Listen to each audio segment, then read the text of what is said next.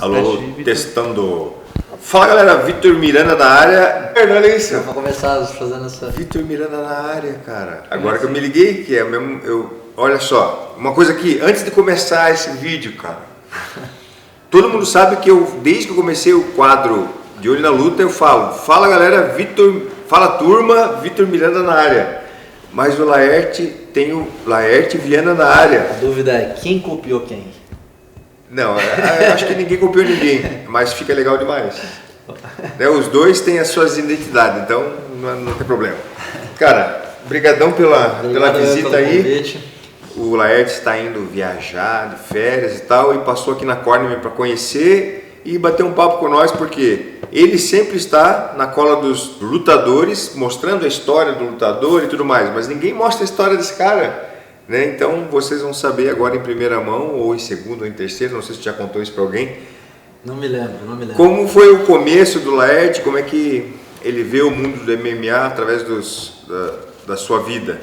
Primeira coisa que eu queria perguntar, e que eu acho que todo mundo quer saber, como que você entrou no jornalismo esportivo direcionado para a luta, nesse nicho?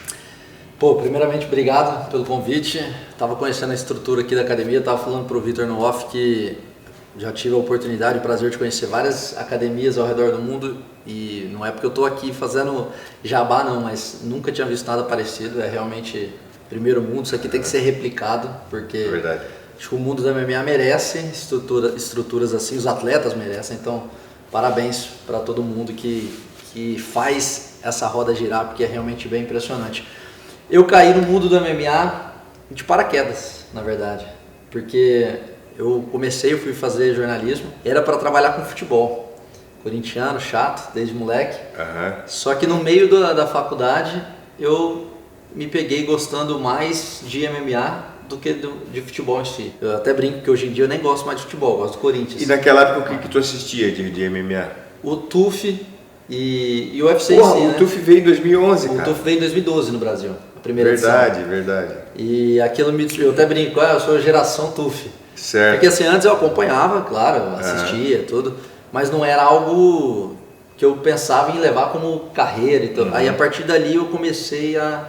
Tanto que eu lembro que em 2014, que foi meu último ano no TCC, eu ainda fiz sobre futebol, mas na época eu lembro que eu já fui em 3, 4 eventos que teve no Brasil. Teve um em Barueri, no Rio de Janeiro, eu vim pra cá, São Paulo. Barueri provavelmente foi o que eu estreiei no UFC, né? Inclusive uma curiosidade boba aqui, aleatória. O primeiro atleta que eu conversei assim aleatoriamente foi você. Caraca. Porque eu postei uma foto do ingresso, eu tenho esse ingresso até hoje, da final do TUF. Você enfrentou o cara de sapato, eu postei no Instagram, quem fuçar meu Instagram vai ter essa foto lá até hoje. E aí eu comentei alguma coisa assim, vou estar lá, e marquei os atletas. O único lutador que me respondeu foi o Vitor. Aí, ó. Caraca. E aí você me respondeu lá, eu fiquei felizão. Falei, caralho, o lutador do UFC me respondendo. Fiquei felizão. Que massa. 2014 isso.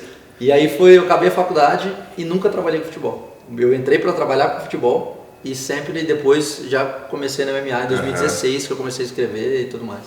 E como é que essa veia jornalística, porque o cara entra no jornalismo com uma ideia. Tu, no caso, foi futebol, mas... Da onde que vem essa vontade? Na minha época, vídeo se resumia a TV, né? Na minha época, papo de velho, né? Pouco tempo atrás mesmo. Parecia que era algo... Tanto que quando eu sou do Pereira Barreto, interior de São Paulo, e eu comecei fazendo em Santos. Porque a ideia era, para trabalhar com jornalismo, você tem que ir para um centro grande, para ter televisão, para ter, de repente, um jornal impresso maior, porque não tinha ainda internet, assim, para você pensar em fazer alguma coisa. Então a minha ideia, eu sempre gostei de ler e escrever muito, adorava jornal mesmo, então assim, a leitura sempre foi algo que me pegava bastante. Certo.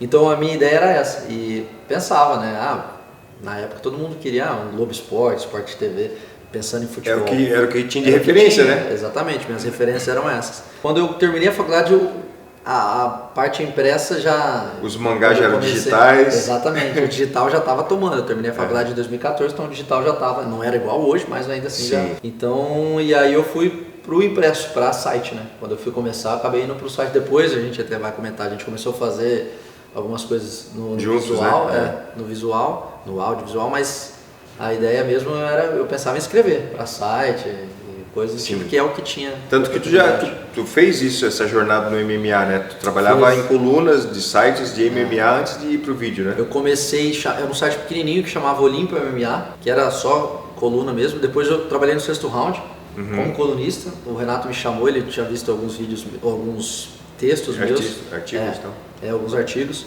E aí ele me chamou, eu tinha 2 colunas no Sexto Round. E depois do Sexto Round eu fui chamado para o Super Lutas. Certo. Que o site tem até hoje. E aí fiquei no Super Lutas no inscrito, eu fiquei 1 ano e meio. E no Sexto Round eu fiquei uns 3 anos. Fiquei de 2016 até 2019, assim, quando acabou o site. E olha que interessante, cara. Como o YouTube é uma baita plataforma pro autônomo, digamos assim. Sim, porque, cara, quando eu tive 2 experiências no TUF. A primeira como treinador, assistente do Minotauro, da equipe do Minotauro, e o segundo como lutador. E aquela conexão com a câmera, mostrando o teu dia a dia, eu vi que era muito importante. O UFC, bem dizer, ele é o que é hoje por causa dos TUF, cara. E aí, quando eu saí do TUF, eu estava dentro do UFC e pensei, o canal Combate não vai vir lá do Rio de Janeiro para me filmar aqui. O que eu vou fazer o meu próprio reality show. E aí eu criei meu canal no YouTube. O Laerte visualizava Globo Esporte, é o que tinha de referência, mas com o advento do YouTube, por que eu não vou fazer o meu canal? E ser o meu canal Combate, o meu Sport TV, né? A autonomia que eu tenho, que é o que você falou, a liberdade, né, de poder fazer o que eu quero, na hora que eu quero. Essas horas, Globo Esporte, tu ia estar produzindo lá e tu não ia poder ir para passar uma semana. Chegar e falar, agora, por exemplo, eu tô indo de férias tirar uma semana, mas eu deixei essa semana agora de segunda a quinta, eu coloquei 2 semanas de conteúdo em 4 dias. Então foi um inferno. Sim. Eu só acordava, gravava, almoçava, ia pra academia rapidinho, voltava, gravava. Minha semana foi isso. Pra não deixar o canal parado. Mas é só uma inteligência artificial, não é o Laerte que vai estar lá. Deixei gravado uma série de conteúdos, inclusive alguns trechos, de repente daqui eu vou soltar, mas só pra encher o canal, porque pra não deixar parado. Sim. Eu até poderia. Sim. Pensar assim, vou tirar uma semana e não produzir. Mas conhecendo o Laerte como eu conheço, ele não ia fazer isso. Essa pergunta não estava no script, mas agora que você tocou nesse assunto, primeiro, eu admiro demais a tua determinação e a tua disciplina em criar conteúdo. Eu sempre falo assim, o Laerte faz 4, 5 vídeos por dia, posta. Imagina a loucura de produção que é. Aí, cara, como que tu faz isso, cara? Tudo bem que a análise de luta é mais detalhada, tem que estudar mais, é mais demorada, mas mesmo para eu fazer um vídeo de um outro tema, eu demoro, cara. Eu tenho que escrever, eu demoro para escrever e depois editar e gravar. Como é que tu faz com tanta velocidade esse conteúdo? Primeiro que essa questão da escrita, ela vai se tornando mais automática, né? Aquilo é repetitivo. Então, hoje eu bato o olho em uma notícia que sai, automaticamente o roteiro ele já desenvolve mais rápido na minha cabeça. Tem dias que não, tem dia que o processo criativo está bloqueado, mas na média já é mais mecanizado, ele vai mais rápido, né? Automático, aliás. Então isso me facilita, a prática vai se tornando algo cada vez mais frequente, cada vez mais natural. Mas tem um outro lado que eu moro no interior não tem grandes atrações, então eu tenho uma vida mais pacata, sabe? A minha namorada mora fora, a gente se vê final de semana, então eu moro sozinho, então meio que nesse momento eu abdico da minha vida desses 2 últimos anos assim, durante a semana, final de semana eu curto, tomo minha cerveja, vejo meus amigos, minha família, normal. Mas durante a semana, de segunda a sexta, eu me privo de muita coisa para poder ter mais tempo de conteúdo, entendeu? Então, assim, eu vivo para trabalhar hoje. Faz uma rotina meio que fixa, assim, acorda, faz alguma coisa, escreve, grava. Basicamente, acordo cedo, escrevo, gravo, edito, posto o vídeo no almoço. Dou uma descansada, vou para academia, volto, gravo, edito, posto o segundo vídeo do dia. E aí é um ciclo. Caraca. E aí, quando eu acabo no período da segunda noite, eu já estou pensando no que eu vou escrever para terça de manhã. E aí é um ciclo. Tem uma lista de temas assim que tu já... Ou tu abre os sites e vamos ver o que está rolando aí para falar? É uma mistura, né? Às vezes você tem algumas ideias, mas às vezes acontece alguma notícia de última hora que você falou, deixa eu ver isso aqui. Tem a tal da notícia quente e a fria. Eu consigo fazer, exatamente. Atletas, quando eu vou gravar, por exemplo, essa semana eu gravei com o Rufi para falar do UFC Paris. mas já peguei um trecho dele analisando a elite do peso leve, então já me deu 2 conteúdos.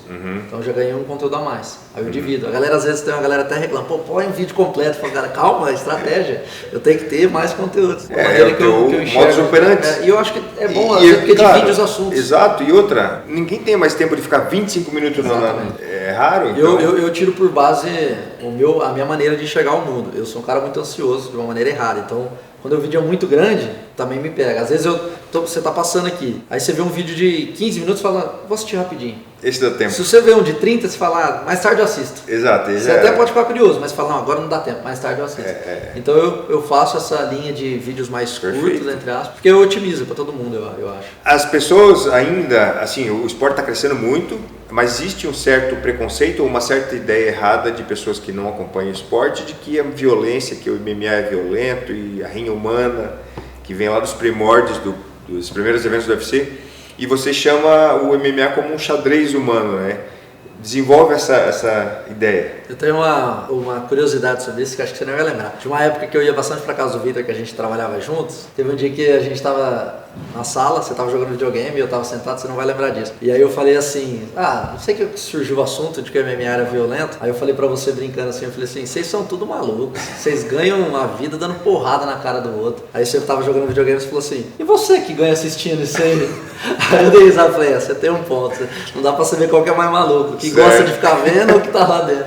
Mas de fato, não deixa de ser um evento violento, ou um esporte violento, a gente sabe. Mas o que mais me fascina, e por exemplo, seus vídeos têm uma contribuição muito grande, é ver esses detalhes que faz o xadrez humano mesmo. É muito mais profundo do que só 2 caras dando porrada na cara do outro. Então, eu acho que a humanização do esporte, do atleta como um todo, não só a parte técnica, é o que traz o público médio. Pra gente, por exemplo, que é mais fã hardcore, vai parar pra ver seu vídeo, pra ver as nuances, tudo certinho, os detalhes técnicos, a movimentação. Mas eu acho que o que humaniza são as histórias que são contadas, igual você falou do TUF. Eu acho que isso é muito importante. Não à toa o UFC investe cada vez mais nisso, de filmar os atletas. Eu acho que isso humaniza pra galera ver, tipo, acho que a grande massa já enxerga como um esporte, tipo, esses caras não são brucutus que estão lá trocando porradas. O UFC, ele começou com os Gracies para provar que o jiu-jitsu era uma arte marcial, e era realmente, né? Mais eficiente do planeta em termos de uma luta sem regras. Mas depois a galera começou a implementar começaram a colocar regras, só que ainda assim estava travando, porque já tinha esse estigma, é rinha humana. E aí o UFC só conseguiu reverter esse quadro quando ele fez o TUF. O Dan White teve a ideia, vamos colocar os caras dentro de uma casa, os lutadores, e mostrar o dia a dia deles, mostrar que eles são seres humanos, que eles sangram, que eles riem, que eles choram, que tem cada um sua personalidade. Daí agora a galera já faz também conteúdo próprio, né? Não depende só de uma mídia, de um evento ou de uma TV para fazer isso, eles já fazem com os seus celulares, com as suas equipes de vídeo. As minhas análises de luta, elas surgiram como um instrumento de educação para o fã. Quando eu comecei a fazer, eu não pensei que lutadores, que treinadores iriam se beneficiar. Eu fazia uma linguagem para o fã que nunca viu luta ou que não entende de luta, que nunca treinou, que gosta, mas... É didático, né? Exato, e eu tenho essas respostas. A galera fala, a minha namorada ou a minha mãe que não entende nada, ela entendeu o que tu estava falando. Sim. E isso cresce o esporte cada vez mais e prova, como tu falou, só os malucos batendo. Tem técnica, tem estratégia, tem sentimento por trás, né? Isso que você falou sobre os atletas mostrando a vida, hoje é prática comum, a gente vê vários atletas. E é legal, né? Você fez isso quando ninguém fazia. Verdade. Então isso é algo bacana para ser ressaltado. Você teve uma visão que hoje em dia é comum, mas você largou na frente. Não à toa, seu canal na época explodido. Isso. Exatamente por isso, por enxergar uma brecha em que não tinha, né? A galera mostrava, mas só o mainstream ali, quem estava na Globo, quem estava no combate, quando o cara ia lutar. Você fez isso no dia a dia, você foi mostrando a rotina da vida e nem sempre com conteúdo de luta. Não. Você mostrava a Paula, mostrava as filhas. Depois, né? Na época era só tinha só a Nina. Só tinha a Nina. Então assim, foi genial a ideia sacada assim. E que mostra que eu sou um ser humano normal, né, cara? Exato. Tem que colocar mais ou menos, né? Lutadores, mais ou menos, nem todos. Eles são meio loucos, assim, né? Também você sempre comenta o futuro do MMA com a galera da Ponte Nerds, o Caio, o Jean, o Prates, o Rufi, o Pantoja, né? Quem que você assim destaca como o próximo ídolo brasileiro? Anderson Silva ou José Aldo? O critério aqui, galera, não é qualidade técnica. Não, cada um é o preferido.